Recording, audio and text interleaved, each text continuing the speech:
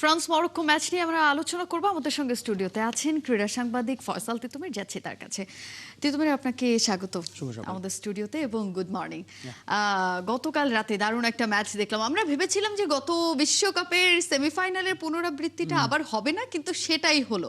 এবং আমার কাছে একটু শকিং লেগেছে যে এমবাপ্পের মতো এরকম, Mbappe is the sensation, right? So Mbappe এমন একটা পেনাল্টি মিস করলেন এবং সেখানে আসলে বুনো যেভাবে দুর্দান্ত সেভটা করে, এইটাকে ম্যাচের মোড়টা ঘুরিয়ে দেওয়ার একটা বড় টার্নিং পয়েন্ট হতে পারতো কিনা, যেটা মরক্কো কাজে লাগাতে পারতো। এক্স্যাক্টলি হতে পারতো যদি মরক্কো কাজে লাগাতো। আপনি যেটা বললেন তাই, মরক্কোর বরং খেলা খুবই সারপ্রাইজ করেছে আমাকে একদম। পুরো আমি তো এক্সপেক্ট ম্যাচে। করেছিলাম আশরাফ হাকিমিরা মানে খুব দারুণ একটা চমক দেখাবে। পুরো ম্যাচে মাত্র একটা অন টার্গেট শট, সেটাও 80 মিনিটের দিকে, মানে তখন অলরেডি খেলা শেষ। এবং মরক্কো ওই পেনাল্টির ওই মোমেন্টাম শিফট হওয়ার পরও মরক্কোর দিক থেকে ওই প্রেসিংটা আমরা দেখতে পাই নাই। এইটা খুবই আনফর্চুনেট। এবং আমার যেটা মনে হচ্ছে তারা আসলে অ্যাটাকে সাইবারির ওই অনুপস্থিতিটা আসলে এটা কাটায় উঠতে পারেনি। গত ম্যাচে যেখানে ওই জায়গাটায় রাহিমি দুর্দান্ত করেছিলেন, আজকে তারা সেখানে তলবিকে নামিয়েছেন, কিন্তু সে অ্যাটাকার মানে মেইন স্ট্রাইকার হিসেবে নেমে তাকে পরে উইংয়ে নিয়ে আসছে, খানুসকে তুলে দিয়েছে স্ট্রাইকিংয়ে। এবং কোচের এই সমস্ত ট্যাকটিক্যাল চেঞ্জ তাদের জন্য হিতে বিপরীত হয়েছে। পেনাল্টি মিস এমবাপ্পের এটা খুবই সারপ্রাইজিং এবং ইন্টারেস্টিংলি লিওনেল মেসির মতোই ঠিক সিমিলার ওয়েতে তিনি আগে পেনাল্টি মিস করলেন, দেন ওপেন গোল প্লে থেকে দারুণ একটা গোল করলেন। এমবাপ্পের পেনাল্টি মিস এটা খুবই রেয়ার ঘটনা। তিনি ফ্রান্সের হয়ে 16টা পেনাল্টি নিয়েছেন, এটা only second time he missed. এবং তার conversion is very high also in club. So সেই জায়গাটায় অফকোর্স পরবর্তীতে তার মানে ওইটাতে একটা স্পৃহা ছিল যে আমি কীভাবে এটাকে কাভার আপ করবো, অ্যান্ড হি ডিড দ্যাট। এবং ওই 10 মিনিট না 7-8 মিনিটে আসলে ফ্রান্স খেলাটা ঘুরিয়ে দিয়েছে। এবং মরক্কো একেবারেই মানে দে কট দেম সারপ্রাইজ।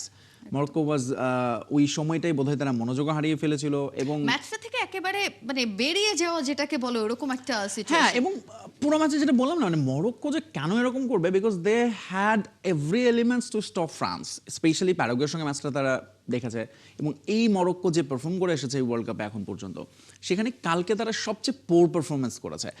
মানে ফার্স্ট হাফে অপোনেন্ট ফ্রান্সের ডি বক্সে নট আ সিঙ্গেল টাচ, এইটা খুবই হতাশাজনক। পুরো ম্যাচে মনে হয় তারা 8টা টাচ করেছে তাদের ডি বক্সে, 5টা শট নিতে পেরেছে, তার মধ্যে একটাই অন টার্গেট, সেটাও আউটসাইড দ্য ডি বক্স। এবং ওনাহিরোটা আসলে একটা just outside chance. So real গোলের চান্স ক্রিয়েট করছে খুবই কম।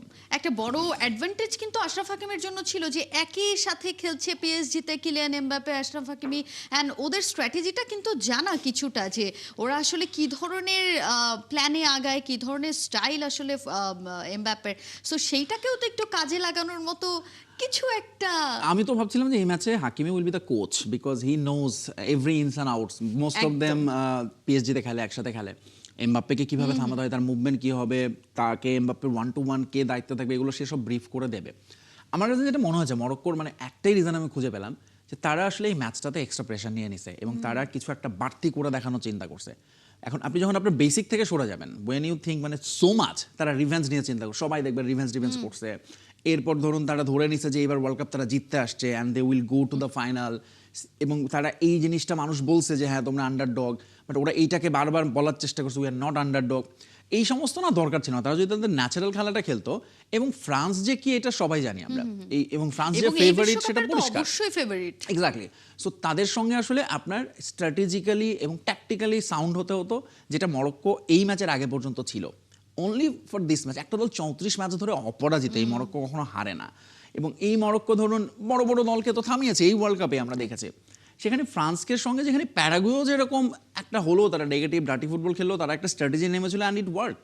সেখানে মরক্কোর কাছে মনে হয়েছে যে তারা আসলে তাদের স্ট্র্যাটেজিটা কি পুরো ম্যাচ শেষে আসলে ধরাটা খুব মুশকিল, যে তারা আসলে কি করতে। খুব ডিফেন্সিভ ব্লকও তারা করে নাই, আবার ধরুন অ্যাটাকে তো যাই নাই, আবার যে বল পজিশনে কিন্তু তারা মোটামুটি সমানে ছিল, কিন্তু বল পজিশন রেখে লাভটা হয়েছে কি।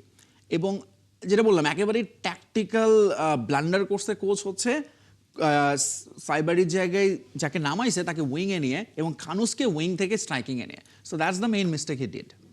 কিন্তু প্রথমার্ধে ফ্রান্সের যে একটা টানাপোড়েন আমরা দেখতে পাচ্ছিলাম, সেটা এরপরে দ্বিতীয়ার্ধে গিয়ে কিন্তু সেটা আবার উতরে গেছে ফ্রান্স। এবং কৌশলে বেশ কিছু পরিবর্তনও হয়তো কোচ এনেছেন। কি ধরনের পরিবর্তন আনার কারণে আপনার কি মনে হয় যে মরক্কোর রক্ষণটাকে রীতিমতো ওরা একদম ভেঙেই দিয়েছে? সো মরক্কো যেটা শুরু থেকেই মানে গেস করা হচ্ছিল যে এই বিশ্বকাপে দেখেন সবচেয়ে বেশি অ্যাসিস্ট হচ্ছে ওলিসের, এবং এই ফ্রান্স দলটাতে সবচেয়ে মানে আমি বলবো লিথাল হচ্ছে ওলিসে। গোল করছেন এমবাপ্পে, ডেম্বেলে, বাট 5টা অ্যাসিস্ট করেছেন তিনি, এবং তিনি ওই উইংটা ব্যবহার করে যে পরিমাণ সে বল সাপ্লাই দিয়েছে সেইটাই বেসিক্যালি মরক্কোর প্ল্যানই ছিল তাকে স্টপ করা। এখন তাকে যখন স্টপ করেছে এমবাপ্পে মাঝখান থেকে, তিনি দেখবেন যে লাস্টে ফার্স্ট হাফে দে ট্রাই টু মানে ওই উইং থেকে ঢোকার চেষ্টা করেছে, সেটাতে তারা ব্যর্থ হয়েছে। দেন তারা তখন মাঝখান দিয়ে ঢুকেছে, এবং এমবাপ্পে ও ডেম্বেলে দুটো গোলই একেবারেই ধরুন ডি বক্সের ঠিক মিডল থেকে তারা ঢুকেছে, এবং ডি বক্সের সামান্য বাইরে বা ভেতর থেকে দুটো মানে মানে জোরালো শটে, যেটা বাইরে থেকে শট নিয়ে তারা কিন্তু গোলটা করেছে। তারা ওই বিল্ড আপ প্লেতে আর থাকে নাই, তারা বল পাইছে, অ্যাটাক করছে এবং গোল পেয়ে গেছে। যে গোলটা বেসিক্যালি ডিজায়ার ডুয়েও পেতে পারতো, বাট বুনো ওয়াজ এক্সেলেন্ট, ও বাঁচাইছে বেসিক্যালি মরক্কোর বড় ধরনের আমি বলবো যে ব্লান্ডার হতে পারত আরো। আমার এক্সপেকটেশন এরকম ছিল যে এটা হয়তো এমন হতে পারে যে ফ্রান্স 3 মরক্কো 2 একদম হাড্ডাহাড্ডি লড়াই যেটাকে বলে। একদমই না, মরক্কোকে আমরা তো ম্যাচে খুঁজেই পেলাম না, বরং মরক্কো আসলে ধরেই ছিল যে প্রবাবলি এই ম্যাচটা তারা মানে আপনি যখন নেগেটিভ থট আপনাকে একবার পেয়ে বসবে যে এক্সট্রা টাইমে নিব, একটু বেশি ছিল, পেনাল্টিতে নিব, তখন আসলে তারা ভেবেছে তাদের they had Bounou, probably they will have the advantage. কিন্তু ফ্রান্স তো ওই দল না, আপনাকে তো একটু সামান্য চান্স পেলেই সেটা তারা নিয়ে নেবে, এবং তারা সেই স্পেসটা দিছে, চান্সটা দিছে। এটাতে যেটা করছে আমি আবারও বললাম যে ওরা আসলে ওই একটু এক্সট্রা কিছু করতে চেয়েছে, এবং তাদের বেসিক থেকে সরে আসছে, যেটা বললাম এই ট্যাকটিক্যাল চেঞ্জগুলো তাদের জন্য আসলে হিতে বিপরীত হয়েছে। এবং তারা যদি তাদের ন্যাচারাল গেমটাই খেলতো, লেটস সে জাস্ট লাস্ট ম্যাচেও তারা যেটা খেলেছে এগেনস্ট কানাডা কিংবা নেদারল্যান্ডসের সঙ্গে যে ফুটবলটা খেলেছে, সেই মরক্কোকে ফ্রান্সের সঙ্গে একেবারে খুঁজে পাওয়া গেল না, একেবারে বর্ণহীন। ওদের জার্সিটা কিন্তু খুব কালারফুল, কিন্তু ম্যাচটা কালকে একেবারেই বর্ণহীন ছিল। একটু কিলিয়ান এমবাপ্পের ইন্ডিভিজুয়াল পারফরমেন্স নিয়ে আসি, এটা না বললেই আসলে না। গেল বিশ্বকাপে আমি যেটা দেখছিলাম যে লিওনেল মেসিকে আসলে চোখে চোখ রেখে কথা বলার মতো কিংবা পারফরমেন্স দিয়ে মানে টেক্কা দেওয়ার মতো যদি প্লেয়ার কাউকে পাওয়া যায় সেটা হয়তো কিলিয়ান এমবাপ্পেই হতে যাচ্ছেন। এবং এই বিশ্বকাপে তো সে সেটা চোখে আঙুল দিয়েই দেখিয়ে দিলেন যে 8টা গোল করে লিওনেল মেসির সমান গোল করে, এবং 2টা অ্যাসিস্টে আবার সে এগিয়েও আছে। গোল্ডেন বুটের রেসে এমবাপ্পে এগিয়েই তো গেল। অফকোর্স ধরেন যদি এইভাবেই যায় বিশ্বকাপ শেষে যদি দুজনের সমান গোল হয়, তাও এমবাপ্পের দিকে এটা যাওয়ার কথা, কারণ because Mbappe has more assist than Lionel Messi. খুবই সারপ্রাইজিং এবার যে লিওনেল মেসির এই লাস্ট ম্যাচে এসে সে একটা অ্যাসিস্ট করতে পেরেছে, আদারওয়াইজ পুরো টুর্নামেন্টে মেসির কোনো অ্যাসিস্ট নাই, যেখানে সে শুধু গোল করে গেছে। অন্যদিকে এমবাপ্পে স্পেশালি ওই ম্যাচটা যেটাতে ডেম্বেলে হ্যাট্রিক করলো, সে ওই ম্যাচে গোল মানে এত মানে সেলফলেস খেলেছে, এইটাই হচ্ছে খুবই অবাক লেগেছে এমবাপ্পের কাছ থেকে। এবং সে তখন নিচে নেমে গেছে, উইংয়ে যাচ্ছে, বলের যোগান দিচ্ছে। এবং এমবাপ্পে আসলে ফ্রান্সের এমবাপ্পে ইজ ডিফারেন্ট, সেটা গত দুটো ওয়ার্ল্ড কাপে আমরা দেখেছি, এই ওয়ার্ল্ড কাপেও আমরা দেখছি। সো অফকোর্স লিওনেল মেসির ধরেন রেকর্ড যেটা এই বছর আমরা গোল্ডেন বুটের কথা বলছি, বাট ওভারঅল যে রেকর্ড সেটা যে এমবাপ্পে ভেঙে দেবে এটাতে আসলে কোনো সন্দেহ থাকার কথা নেই, কারণ তার কনভার্সন রেট, সে তার 20টা গোল 20টা ম্যাচে, মানে ভাবা যায় প্রতি ম্যাচে একটা করে গোল। সো এইটা আসলে এমবাপ্পের জন্য খুবই প্রলিফিক সে একজন, এবং সেটা সে কন্টিনিউ করে যাচ্ছে।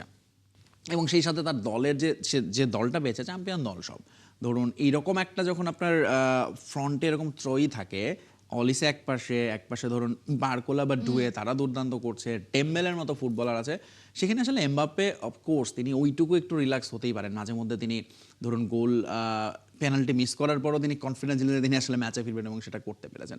সো এই ফ্রান্স দুর্দান্ত, এবং অফকোর্স তাদের এই দলটার আমি বলবো যদি নেতা বলি বা দলটার যদি প্রাণভ্রমরা বলি, সেটা হচ্ছে এমবাপ্পে।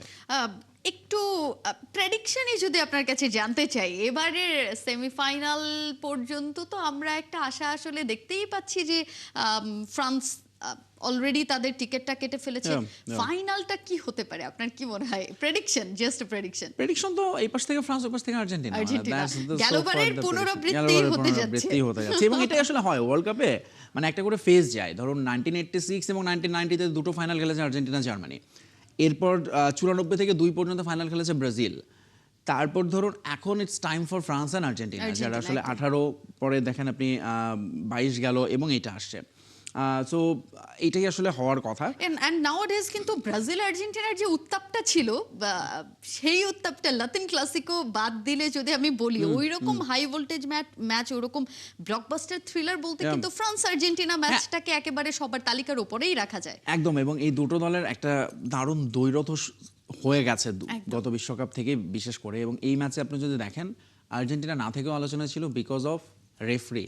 বিশ্বকাপ ইতিহাসে প্রথমবারের মতো 5টা ম্যাচ অফিসিয়াল 5টা একই দেশ থেকে আর্জেন্টাইন। দেওয়া হয়েছে, সেটা অবশ্যই একটু আলোচনার জন্ম দিয়েছিল। আমার মনে হয় ফিফাও সেটাই চেয়েছিল, একটু আলোচনা হোক, মানুষ যেহেতু অনেক রকম বিতর্ক হচ্ছে রেফারিং নিয়ে।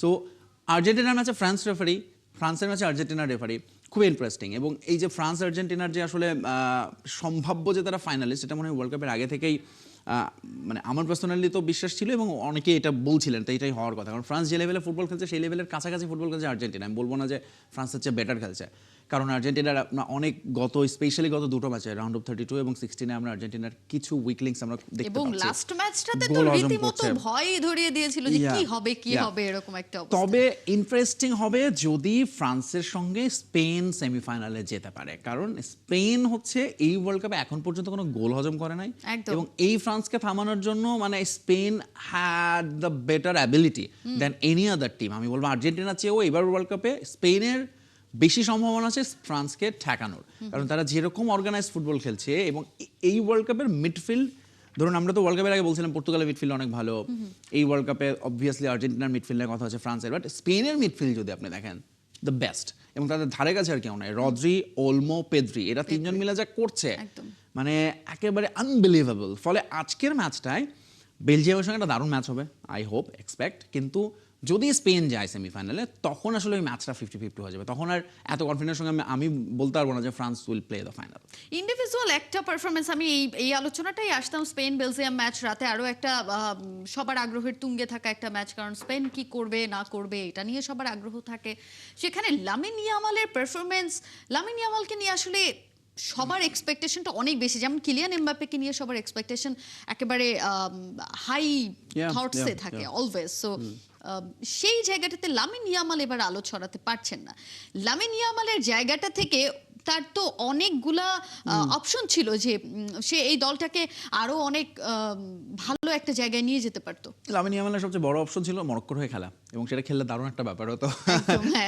বিকজ আসলে এই মরক্কোর দলটার ওটার একটা অভাব ছিল, একটা দুর্দান্ত ফিনিশার, একটা দুর্দান্ত ধরুন যে আসলে গোল করবে। এইটা সাইবরি ছিলেন, সেটা না থাকে। আচ্ছা, ইয়ামালের প্রসঙ্গে ছিলাম। সো ইয়ামাল যেহেতু স্পেনের হয়ে খেলছে এবং স্পেন অতিরিক্ত ইয়ামাল নির্ভরতা খুবই মানে প্রকট একদম প্রথম ম্যাচ থেকে। এবং ইয়ামালের যেটা এবার হয়েছে, তিনি একটা ইনজুরি থেকে এসেছেন, ফলে একজন ফুটবলার, যেটা হুলিয়ান আলভারেজের ক্ষেত্রে হয়েছে, দেখেন কি দুর্দান্ত সিজন কাটিয়ে এসে ওয়ার্ল্ড কাপে তিনি ফ্লপ। কারণ হচ্ছে ইট টেকস টাইম। এবং যে অ্যাটলেটিকোতে এবং যে পরিমাণ হচ্ছে ধরুন তাকে প্রেশার নিতে হয় ওয়ার্ল্ড কাপের মঞ্চে, অ্যাট দ্য সেম টাইম ধরুন ওই একটা প্রেশার থাকে, এই সব কিছু মিলে ইয়ামালের উপর অতি নির্ভরতা খুব মানে দৃশ্যমান। কীরকম দৃশ্যমান? প্রথম ম্যাচে সে যখন 80 মিনিটের পর নামলো, স্পেনের বডি ল্যাঙ্গুয়েজ চেঞ্জ হয়ে গেল কেপ ভার্দে। সেই ম্যাচটা তারপরে তারা ড্র করেছে। এরপর দেখেন প্রত্যেকটা ম্যাচে পার্থক্য করে দিয়েছে ইয়ামাল। এবং লাস্টের যে রাউন্ড অফ 16-এ স্পেন যে ম্যাচটা খেলেছে, সেখানে প্রত্যেকটা আক্রমণ তারা ইয়ামালকে কেন্দ্র করে করছিল, রাইট উইং দিয়ে প্রত্যেকটা বল দিক দিয়ে নিয়ে, এবং প্লেয়ার টিমগুলো এখন তাদের স্ট্র্যাটেজি থেকে ইয়ামালকে আটকানো এবং ইয়ামালের সঙ্গে বলের কানেক্টিভিটি বন্ধ করা। ফলে ইয়ামাল যখন স্ট্রাগল করে, পুরো স্পেনই স্ট্রাগল করছে। এই জায়গাটাই ধরুন অফকোর্স এটা দুদিক থেকে। এখন ইয়ামালের জন্য এটা একটা চ্যালেঞ্জ যে তিনি আসলে কিভাবে, এবং কোচ তাকে কিভাবে ব্যবহার করতে পারেন, তাকে কি একবার ফলস নাইন হিসেবে খেলিয়ে দেখতে পারেন কিনা। Probably that could be a better option, যেটা ধরুন লিওনেল মেসির ক্ষেত্রে করা হয়েছিল বহু বছর আগে। কারণ ইয়ামাল এখন খুবই প্রেডিক্টেড হয়ে গেছেন ওই জায়গাটায়, এবং সবার এখন নজর থাকে ওইখানে। এবং ইয়ামাল যখন ওই জায়গা থেকে বল যোগান দিতে পারছে না বা সে গোল করতে পারছে না, স্পেন ভুগছে। ফলে অফকোর্স এইটাই হচ্ছে মেইন রিজন যে ইয়ামাল কেন সেভাবে আলোচনা হতে পারে। একে তো তার ইঞ্জুরি থেকে তিনি এসছেন, এবং অ্যাট দ্য সেম টাইম তার খেলাটা আসলে খুব প্রেডিক্টেড হয়ে গিয়েছে। We hope France Spain final দেখতে না পারলেও আর্জেন্টিনা ফ্রান্স ফাইনাল দেখতে পারবো। আপনাকে অসংখ্য ধন্যবাদ আমাদের সঙ্গে যুক্ত হওয়ার জন্য।